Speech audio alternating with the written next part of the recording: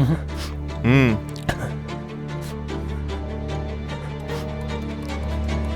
மச்சான் தீப்திடா.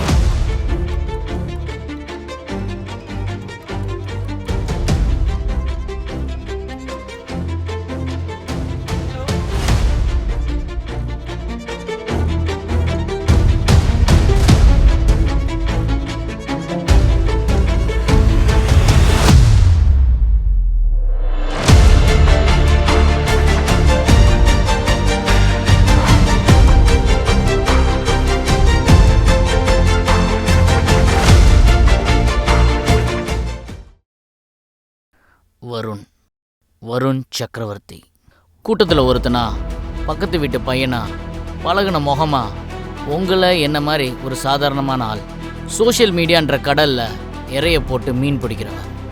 தீப்தி எங்கே, பணம் எங்கன்ற எல்லாத்தையும் ரிவீல் பண்ண போகிற கேரக்டர் வருண் சக்கரவர்த்தி.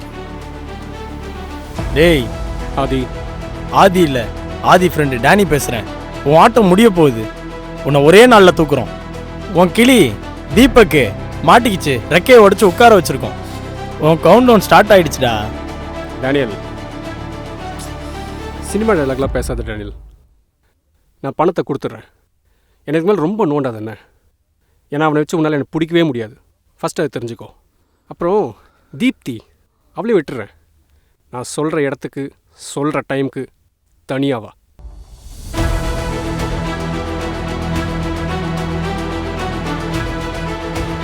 சார், இப்போ என்ன பிளான்? அவங்ககிட்ட இருந்து கால் வரும். உன்னை வர சொல்கிற இடத்துக்கு நீ போ. அங்கே என்ன நடக்குதுங்கிறத நான் பார்த்துக்கிறேன். உங்களுக்கு அவன் முக்கியமாக இருக்கலாம், எனக்கு தீப்தி முக்கியம் சார். சார், எங்களுக்கு பணம் தான் முக்கியம். என்னோட கண்டிஷன்ஸ்லாம் சொன்னேன்ல, இங்கே நான் சொல்கிறது தான் கேட்கணும்.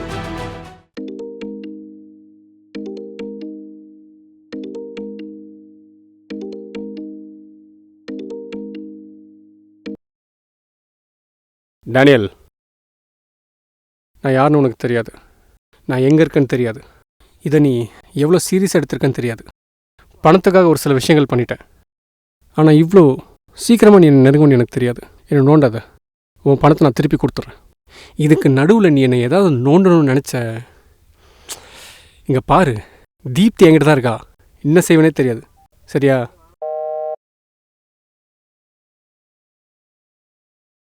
சார், அவனை மீட் பண்ண நான் போகிறேன் சார். நீ தனியாக போகிறது அவ்வளோ சேஃப் இல்லைன்னு எனக்கு தோணுது. அவன் போகிறது இல்லை, அவன் ஃபோனை வாங்கி நீ தான் போகிற. சார், நான் போகிறது தான் கரெக்டாக இருக்குன்னு நினைக்கிறேன் சார். இங்கே யார் ரிஷி? இங்கே ரிஷி யாரு? அவன் சொன்ன இடத்துக்கு சொன்ன நேரத்தில் நீ போய் நிற்கிற. மற்ற எல்லாத்தையும் நான் பார்த்துக்கிறேன்.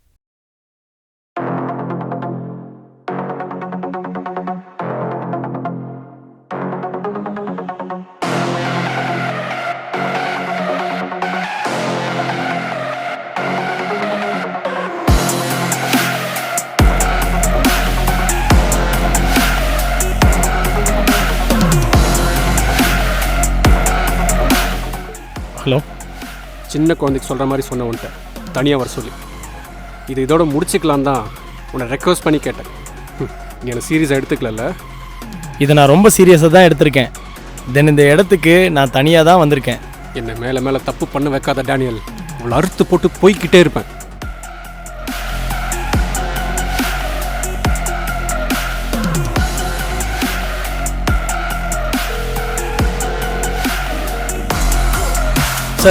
சார், நீங்கள் போடுற பிளான் அவனுக்கு கிளியராக தெரியுது சார். உனக்கு இன்ஸ்ட்ரக்ஷன்ஸ் கொடுக்க பின்னாடி யாராவது இருக்காங்களான்னு செக் பண்ணத்தான் அவன் அப்படி சொல்லியிருக்கான். நீ அவனுக்கு அதை கன்ஃபார்ம் வேற பண்ற. அவன் அங்கத்தாண்டா இருக்கான், உன்னை பார்த்துட்டே இருக்கான். உன்னை ரீச் பண்ற டிஸ்டன்ஸ்ல இருக்கிறவன் just wait for him to act.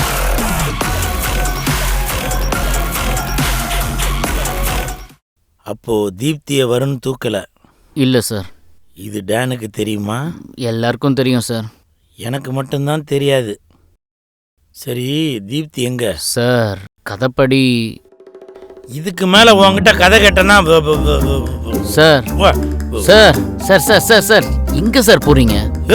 என்னையா கைய பிடிக்கிற? கையடியா. எதுக்கு சார் கோச்சிட்டு போறீங்க?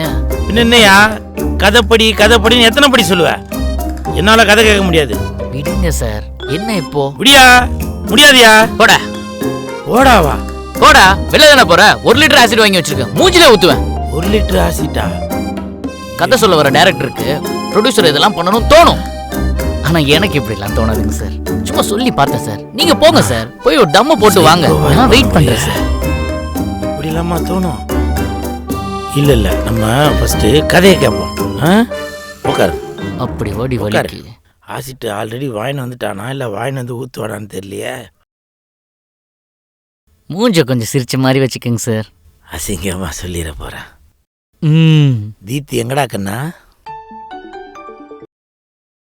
ஹலோ. டே கருப்பு சட்டை, நான் உனக்கு இன்னொரு சான்ஸ் தரேன். நல்லா கேட்டுக்கோ. லாம்பர்ட் நகர் 3rd Cross Street அங்கே இருக்கிற பார்க் காலனிக்கு வா.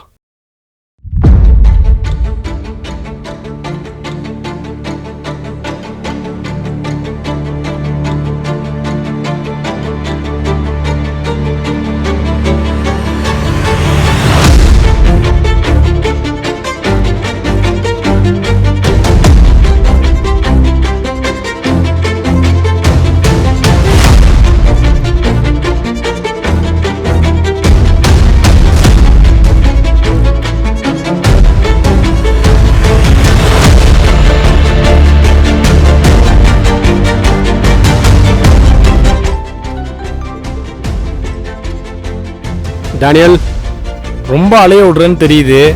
அவனை கையில் மாட்டின செத்தடா. அப்போவே விட்ட சொன்னேன், இந்த சினிமா டைலாக்லாம் என்கிட்ட பேசாதன்னு. டேய், நீங்களாம் யார்? உங்களுக்கு பின்னாடி யார் இருக்கா? அவனுக்கு பின்னாடி யார் இருக்கா? இதெல்லாம் தெரிஞ்சுக்க எனக்கு கொஞ்சம் டைம் தேவைப்படாது. அதான் கொஞ்சம் அலைய விட்டேன். ச்சே, இதுக்கு மேலே நான் ரிஷிகிட்ட பேசிக்கிறேன்.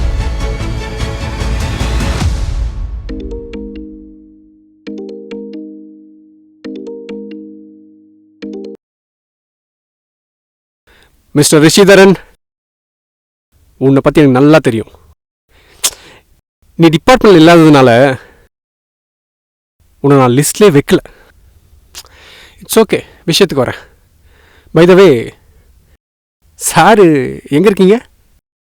ஆஃபீஸில். நேரில் பேசினா கொஞ்சம் நல்லாயிருக்கும். எங்கே இருக்கீங்க? ஆஃபீஸில் தான் இருக்கேன்.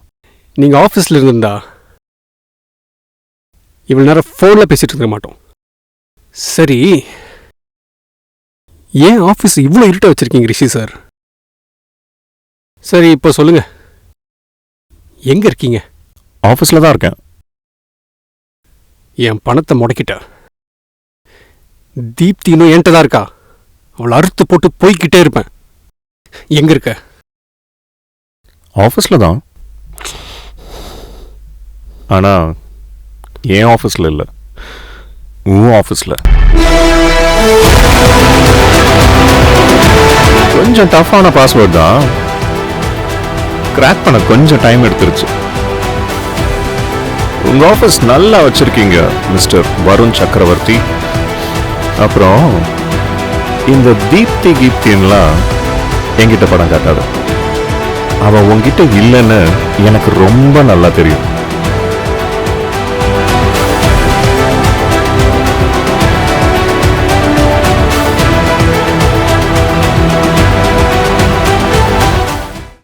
இந்த ஆப்ரேஷனில் தீப்திக்கு தான் ஆயிடுச்சுன்னா? தீப்தி அவனால ஒன்றும் பண்ண முடியாது. ஒருவேளை ஏதாச்சும் பண்ணிட்டானா? பண்ண முடியாது. எப்படி சார் இவ்வளோ ஷுவராக சொல்கிறீங்க? துரைக்கிட்ட இருந்த சிம் கார்டு ஆக்டிவேட் பண்ண சொன்ன டேட், அந்த ஃபோன் எந்த டவர் லொக்கேஷனில் இருந்துச்சுன்னு செக் பண்ண சொன்னேன். அது சென்னையில் தான் ஆக்டிவேட் ஆயிருக்கு. 4 நாளாக ஈஸியாக ரேஞ்சில் தான் சுற்றிட்டு இருக்கு. அந்த பணத்தை தூக்குனது ஒன்று தீப்தியாக இருக்கணும், இல்லை தீப்தின்ற பேரில் பேசுகிற வேற யாராவது இருக்கணும்னு தெரிஞ்சிச்சு. அந்த இன்ஸ்டா ஐடி கிரியேட் ஆன டேட்டை செக் பண்ணேன். அந்த insta ID, phone number, bank account எல்லாமே இந்த 2 நாள்ல தான் ஆக்டிவேட் ஆயிருக்கு. இன்ஃபேக்ட் நீ தீப்தின்னு காட்டின போட்டோல இருந்த பொண்ணு தீப்தியே இல்ல, அவ பேரு மீரா. அவ ஒரு மலையாளி. 4 இயர்ஸ்க்கு முன்னாடி டீஆக்டிவேட் ஆன அந்த பொண்ணோட ப்ரொஃபைல்ல இருந்து தான் போட்டோ எடுத்து அதுல போட்டிருக்காங்க. மேல் வாய்ஸை ஃபீமேல் வாய்ஸ் மாதிரி கன்வெர்ட் பண்ற ஒரு சிம்பிள் சாஃப்ட்வேர் மூலமா தான் உங்ககிட்ட பொண்ணு மாதிரி பேசியிருக்காங்க. பணத்தெல்லாம் கிரிப்டோ கரன்சில தான் போட்டிருக்காங்க. அதை ரெக்கவர் பண்ற ப்ராசஸ்ல தான் இருக்கும். டேய், தீப்தின்னு பொண்ணே இல்லையா? இல்ல சார். தீப்தின்னு ஒரு பொண்ணு இல்லையா? இல்லை சார்.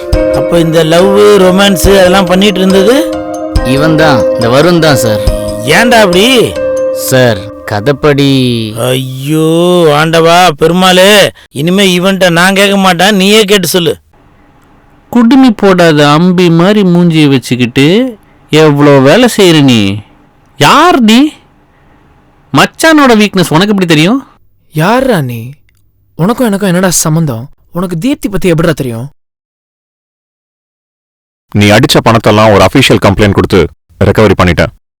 உன் மேல எஃப்ஐஆர் போட்டு போலீஸ் வெளியே தேடிட்டு இருக்காங்க. உன்ன மாதிரி ஃப்ராடு பண்றவனுங்கெல்லாம் ஒரு கதை வச்சிருப்பீங்கல்ல, சொல்லு அதை கேட்போம். இன்ஜினியரிங் முடிச்சுட்டு ஐடியில் டெவலப்பராக ஜாயின் பண்ண ஒரு சாதாரண ஆள் தான் நான். படிப்புக்கு எடுத்த லோன், என் ஃபேமிலிக்கு எடுத்த லோன், லைஃப் லீட் பண்ணுறதுக்கு எடுத்த லோன், எல்லாமே என் சேலரி தான் பார்த்துக்குச்சு. பட் திடீர்னு கோவிட் லாக்டவுன்னு எனக்குலாம் வேலை போயிடுச்சுன்னு சொன்னாங்க. என்னை சுற்றி இருந்த பல பேருக்கு வேலை போச்சு. நிறைய பேர் கவலைப்படுறதை பார்த்தேன். ஆனால் சோஷியல் மீடியாவில் எல்லோரும் ஹாப்பியாக இருந்தாங்க, சந்தோஷமாக தான் இருந்தாங்க. சர்வைவலுக்காக ஒரு சில ப்ராடக்ட்ஸ் வந்து சோஷியல் மீடியா நான் விற்க ஆரம்பித்தேன். என் தேவைக்காக ஏகப்பட்ட ஃபேக் அக்கௌண்ட்ஸ் க்ரியேட் பண்ணி அதனோட வர்ச்சுவல் சேல்ஸ் டீமாக க்ரியேட் பண்ணேன். பசங்க பேரில் இருந்த ப்ரொஃபைல்ஸை விட பொண்ணுங்க பேரில் இருந்த ப்ரொஃபைல்ஸ்க்கு வந்து ரெஸ்பான்ஸ் அதிகமாக வந்தது. அதை இன்னும் அதிகமாக்குறதுக்காக ஒரு வாய்ஸ் கன்வெர்ட்டர் போட்டு பொண்ணு வாய்ஸ்லேயே சேல்ஸ் பண்ண ஆரம்பித்தேன். அப்போ தான் சில பேர் என்கிட்ட ஃப்ளட் பண்ண ஆரம்பிச்சதை ரியலைஸ் பண்ணேன். பொண்ணுன்ற காரணத்தினால தான் பல பேர் என்கிட்ட பேசவே ஆரம்பித்தாங்க. அதிலிருந்து ஆப்பர்ச்சுனிட்டி எனக்கு பெருசாக தெரிஞ்சு ஒவ்வொரு ப்ரொஃபைல்லையும் எக்கச்சக்க ரெக்வஸ்ட், பல நூறு மெசேஜஸ். இதில் பொட்டன்ஷியல் எனக்கு பெருசாக தெரிஞ்சு இவங்களாம் ஏமாத்துறது தப்பே இல்லை அப்படின்னு டிசைட் பண்ணேன். பல ஃபேக் அக்கௌண்ட்ஸ் க்ரியேட் பண்ணேன், ஐடி ப்ரூஃப் க்ரியேட் பண்ணேன், நிறைய நம்பர் ஆக்டிவேட் பண்ணேன். அப்படி ஃப்ளட் பண்ண பேங்கரை ஐடென்டிஃபை பண்ணி நான் ஆப்ரேட்டிவ் பேங்க் அக்கௌண்ட்ஸில் ஃபோன் நம்பர் சேஞ்ச் பண்ணி ட்ரான்சாக்ஷன் ஸ்டார்ட் பண்ணேன். இவ்வளோ ஒரு ஸ்மார்ட்டான ப்ராசஸை யாராலையும் கண்டுபிடிக்க முடியாதுன்னு நினச்சேன். அப்படியே கண்டுபிடிச்சாலும் நான் மாட்ட மாட்டேன்னு நினச்சேன். அப்படியே நான் மாட்டினாலும் அதுக்கு நிறைய டைம் ஆகும்னு நினச்சேன். என்னோடய எத்திக்ஸ்லாம் மீறி ஒரு சில பசங்களை நான் ஏமாத்தினேன்.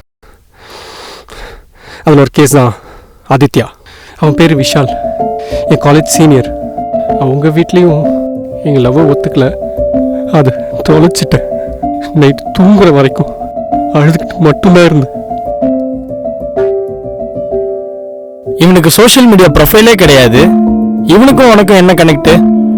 டேய், நீ சொல்லலாமா வேண்டாமான்னு டிசைட் பண்றதுக்கு அவனை தூக்கிட்டு வந்து கையை உடைச்சு கட்டி போட்டு வச்சிருக்கோம். உனக்கு தீப்தி பத்தி சொன்னது யாரு? சூர்யா. எந்த சூர்யா சார்? உன் கோவா பார்ட்னர். உன் கதை தெரிஞ்ச 20 பேரோட நம்பர் என்கிட்ட கொடுத்தது ஞாபகம் இருக்கா? அந்த 20 நம்பர்ல இருக்கிற ஒரு நம்பர் வருண் கிட்ட இருக்கிற ஒரு நம்பருக்கு கால் போயிருக்கு. அதுக்கு அடுத்த நாள் தான் இந்த 20 அக்கௌண்ட்டும் கிரியேட் ஆயிருக்கு. அந்த நம்பர் சூர்யா. அது என்ன சொல்றீங்க சார்? சார் இதில் ஏதோ தப்பாக இருக்கு சார். சூர்யா என்னோட 6 வருஷ ஃப்ரெண்டு சார். ஜி, டேய் இவன் அந்த ஃபர்ஸ்ட் எபிசோட்ல வந்தவன்ல? ஆமாம் சார், இவன் அந்த ஃபர்ஸ்ட் எபிசோடில் வந்ததே அதுக்காக தான். எல்லாரையும் சந்தேகப்பட்டா இவனை விட்டுட்டான். இன்னும் 2 எபிசோடு வந்திருந்தான்னு வச்சியா கரெக்டாக கண்டுபிடிச்சிருப்பான். அதனால தான் சார் அவனை வைக்கல இங்கே. நான் வருண் பேசுறேன். உங்களை தான் ஜி ரீச் பண்ண ட்ரை பண்ணிட்டு இருந்தேன். பசங்களுக்கு யாரோ ஹெல்ப் பண்ணுறாங்கன்னு நினைக்கிறேன் ஜி. சைபர் கிரைம் ஆஃபீஸர்லாம் சொல்கிறான். எனக்கு பணம் கூட வேணாம். நீங்கள் மாட்டினீங்கன்னா என் பேரை மட்டும் சொல்லிடாதீங்க ஜி. பெரிய பிரச்சனை ஆயிடும் ஜி. சூர்யா, ஏன்டா இப்படி பண்ண? ஆதி என் உயிர் நண்பன்டா. ஏன்டா இப்படி? மச்சான் சாரிடா, ப்ளீஸ்டா. தெரியாம தப்பு பண்ணிட்டேன்டா. ப்ளீஸ்டா டே, என்னை மன்னிச்சிருடா. அண்ணன் தம்பி மாதிரி தானடா பழகணும். நீ பண்ணதை நினைச்சு பார்க்கவே அவ்வளோ அசிங்கமா இருக்குடா. டேய், உன்னெல்லாம் ஃப்ரெண்டுன்னு நம்பி ஏமாந்தன்னு நினைக்கிறப்போ வெறி ஆகுதுறான்.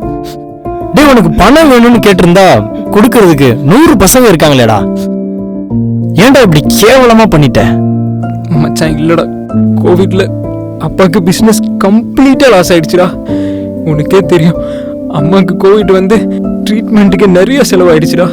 அதனால வீட்டில் பல லட்ச ரூபா கடன்டா. சரி, வேலை தேடி போனா கோவிட் பேட்ச்னு வெளியே எவனும் வேலை கூட கொடுக்க மாட்டேறான்டா. ஆனால் ட்ரிப்பு போகணுன்னா எவ்வளோ வேணாலும் பணம் ரெடி பண்ணலான்னு சொன்னான்டா. நான் அதை கேட்டு என்ன மீறி தெரியாம தப்பு பண்ணிட்டேன்டா. நான் அந்த பணத்தை எப்படியாச்சும் திருப்பி கொடுத்துறேன்டா. ப்ளீஸ்டா டே மச்சான். ச்சே, என் மூஞ்சிலே முடிக்காதடா. மச்சான் சாரிடா டே. ஸோ அவனை நம்ம ஏரியாவுக்கு தூக்கிட்டு வந்து வச்சு வெளுக்கணும் மச்சான். விடுறா, அவன் ஏதோ கஷ்டத்தில் பண்ணிட்டான். விடு மச்சான். மச்சானே ஏமாத்தி இருக்கிறான், விட்டுறலான்ற. என்னதான் இருந்தாலும் ஃப்ரெண்டு மச்சான். உன் ஃப்ரெண்டு தானே, எங்களுக்கு இல்லைல்ல, நாங்கள் பார்த்துக்குறோம். மச்சான் விடுறா.